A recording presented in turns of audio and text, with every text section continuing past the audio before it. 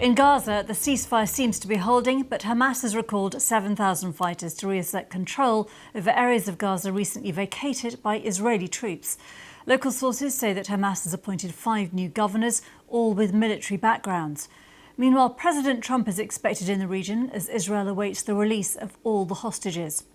Well, this is the scene in Gaza where returns are taking place of people who drive back or walk back to where their homes have been. Meanwhile, rescue workers say they've retrieved more than 100 bodies from the rubble, with thousands more expected to be found. Trucks have been seen in Khan Yunis in the last few hours. Under the ceasefire agreement, the aid supply will be ramped up, but key infrastructure is in tatters after 2 years of Israeli bombardment. This is the scene in Tel Aviv, where hostage families are waiting to hear about families' news of their loved ones. Hamas has until Monday to return to 48 Israeli hostages, whilst Israel must release 250 Palestinian prisoners. For its part, Israel's military says it's completed the first phase of its withdrawal from Gaza. President Trump is due in the Middle East in the next day or two. Some US troops are being deployed to Israel. Saeed Shahata from BBC Arabic explained what the 7,000 Hamas fighters were for and what that news tells us.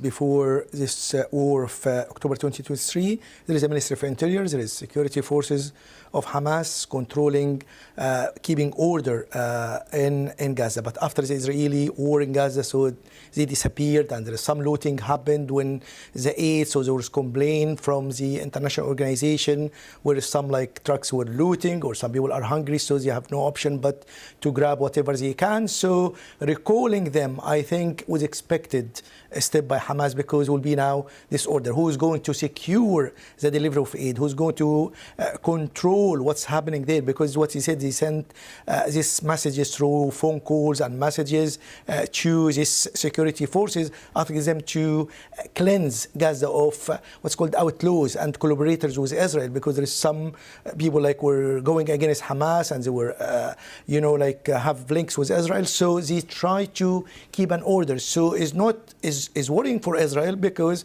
Hamas is still there. So Hamas is weakened, but Hamas still has its security forces, it has its fighters.